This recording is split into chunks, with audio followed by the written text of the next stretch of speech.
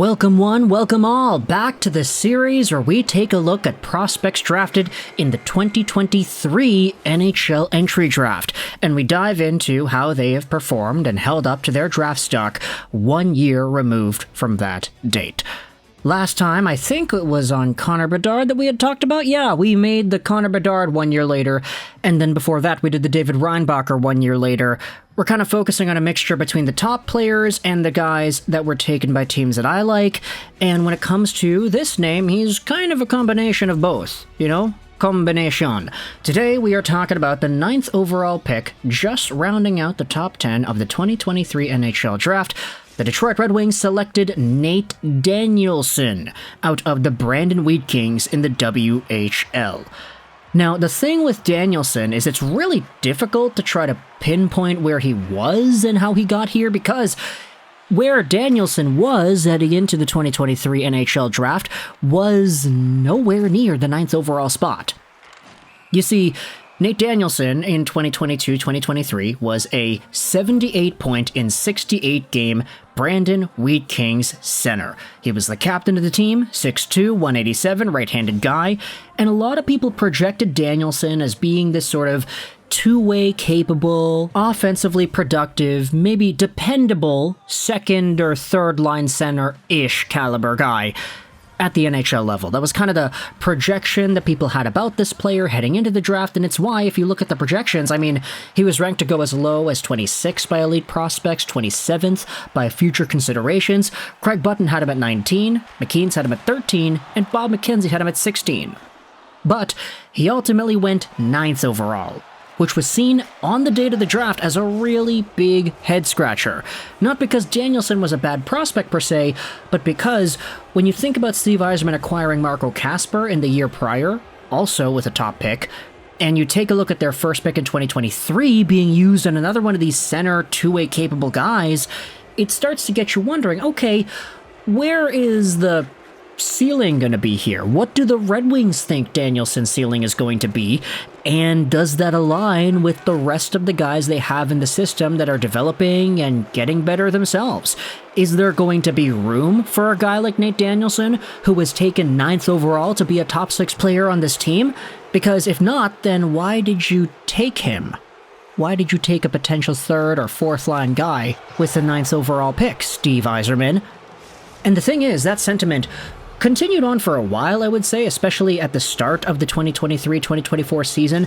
Nate Danielson had 26 points in 26 games played with the Brandon Wheat Kings, which is okay. I mean, it's fine, right? Point per game guy, but he was a top 10 pick and he's in his draft +1. You're expecting a lot more than just 26 points in 26 games played. Not to mention the fact that the Wheat Kings weren't really all too great. They finished, I think, 3rd in their division that year, which doesn't sound like the worst thing in the world, but when you sort it by total points, you'll see that Brandon was one of the more, let's just say, bottom-tier teams. Either way, though, Nate Danielson, in this position as a Red Wings guy, ended up getting traded to the Portland Winterhawks, and this was a huge shift in momentum for Danielson and his career. You see, the Winterhawks were one of the best teams in the WHL, and rounding out that season in the final 28 games of the year, Nate Danielson scored 41 gosh darn points. He dominated in Portland, and he added 24 points in 18 games played in the playoffs too. He was an absolute beast, and we started to see more of the offensive potential bring itself out too, to the point that I was making videos saying, hey, I was wrong about this guy. Like, he's proving everybody wrong. Not even just me, but you. Everybody else that was going out there and doubting this player at the 9th overall spot, he is taking it to everybody right now. And that's awesome.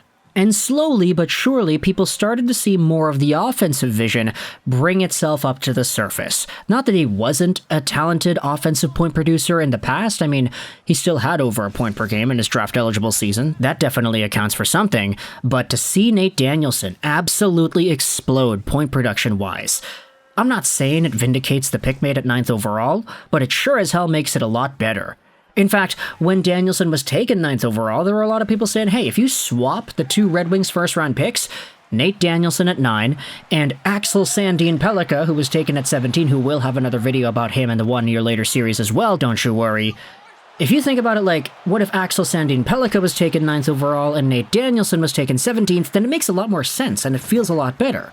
Although, you can't really just go out there and do that because, circumstantially, at the time of the draft, you could debate that things could have gone way differently had these players just been swapped around in the draft order.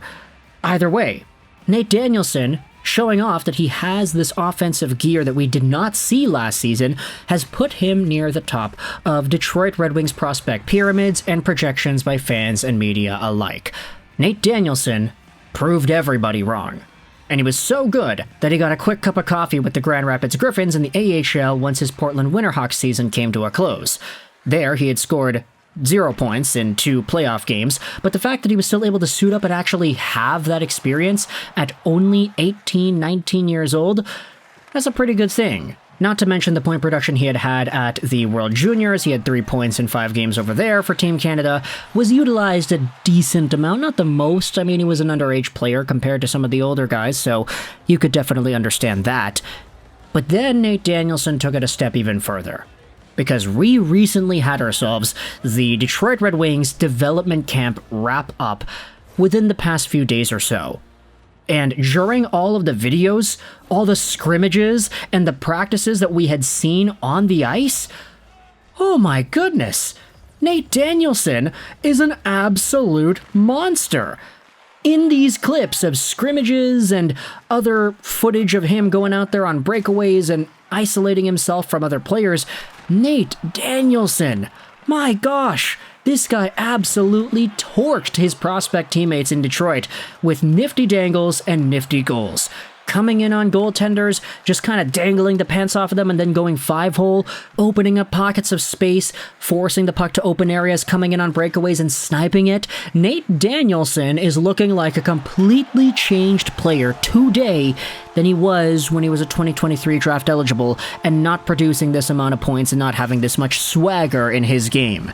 All of a sudden, we're looking at a guy who, if you wanted to talk about best case scenario, sure, he still has that two-way center projectability. He still has the gap control. He still has the defensive mindedness to allow him to be effective on penalty killing roles, etc. But if Nate Danielson becomes the team's second-line center one day, I don't think that's that out of this world to think about. If you think about it like Larkin, maybe you do have that Nate Danielson afterwards, and then Marco Kasper as your third-line guy. That's a really solid center core by the time 2026 rolls around. Who knows what's happening with JT Compher? Who knows what happens with Andrew Kopp? A lot of these guys are not going to be here for the long term, but if you wanted to project middle six, two-way stable, defensively minded centers who can produce a heck of a lot of offense if you give them the opportunity to do so, Nate Danielson and Marco Kasper could very well be those guys to round out the middle six of this Red Wings team. And the crazy part is, I don't know if a lot of Wings fans would have projected that a year ago. So, in this 1 year later, let's just say, sentiment, I think it's fair to say that for Nate Danielson, he went from a huge surprise, a reach of a pick at 9th overall, to somebody who's proving everybody wrong. From the folks who are watching him in the WHL, to the Red Wings fans that were upset with the pick, to now folks in Grand Rapids who are debating whether or not he'd actually be able to play. He was okay. I know he got 0 points, but still he was fine. And now, everybody watching development camp. Nate Danielson, everybody. He's a good player. My goodness. Let me know your thoughts in the comment section below about this 1 year later video in Nate Danielson. If you're a Red Wings fan, what are your thoughts on the way he has progressed from a year before until now? Let me know your thoughts in the comment section below. I hope you enjoyed this video. And bye.